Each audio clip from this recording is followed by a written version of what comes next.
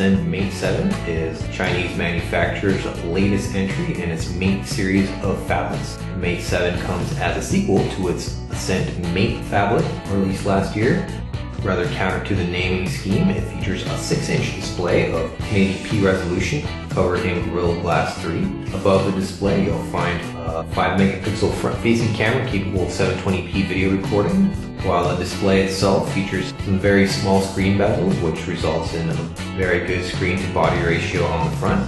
The left side of the device features 2 SIM card slots, one which also doubles as a micro SD card slot. While on the right side, you'll find a volume rocker and a power lock button. The top end holds a 3.5mm headphone jack, as well as a secondary microphone pinhole, while on the bottom you'll find a micro USB port, as well as a primary microphone. Around back, you'll find a design scheme very reminiscent of the HTC One Max from this year. Up top is a 13-megapixel camera, which is only capable of 1080p video recording, but does have HDR as well, next to an LED flash, while at the bottom is a very capable fingerprint sensor that Huawei has put a lot of effort into making very responsive and is rated to unlock the phone almost instantly. The entire phone's construction is almost entirely made out of metal and features a non-removable 4100 mAh battery. The Huawei Ascend Mate 7 runs on the latest version of Android 4.4 KitKat alongside Huawei's Emotion UI version 3.0. It features a standard lock screen that allows you to quickly change and browse through various wallpapers and news articles. Huawei has integrated a fingerprint sensor on the back of the device, which instantly opens the device, and as you can see, it really does open it much quicker than competing offerings from the likes of Samsung. Past lock screen, you're greeted by the familiar tiled home screen interface that you'll see on Android. Like other overlays out of Asia, there is not a dedicated app tray. Instead, all your applications reside on the home screens, like on iOS. Otherwise, Huawei has incorporated the usual array of extras, such as the ability to change the grid layout for your icons, adjust the transition effects between home screens, and even add widgets or change wallpapers.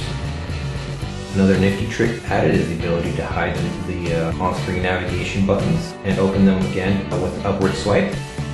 The notification area is fairly standard and features the usual expandable notifications and the ability to dismiss all of them with a single button.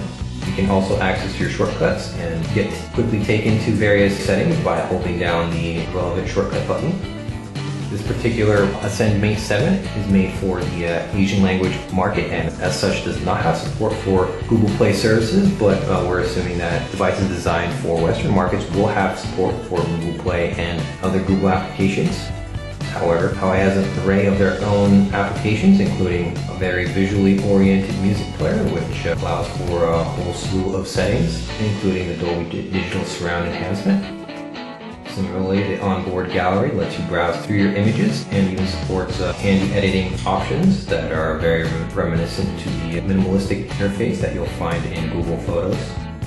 There's also a boatload of themes that can be downloaded and accessed through Huawei's Asian language store, and of course there's the ability to quickly browse through all your opened apps and clear them all with one swipe.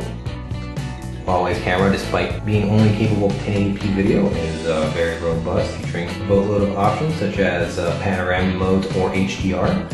You can also choose from a selection of watermarks that allow you to stamp a particular message or even time and weather onto any of your photos. Finally, the browser is very responsive thanks to Huawei's Kirin 925 processor, which has 4 1.8 GHz cores and 4 1.3 GHz cores. Browsing performance is very fast and responsive, and text looks very crisp on the 1080p screen.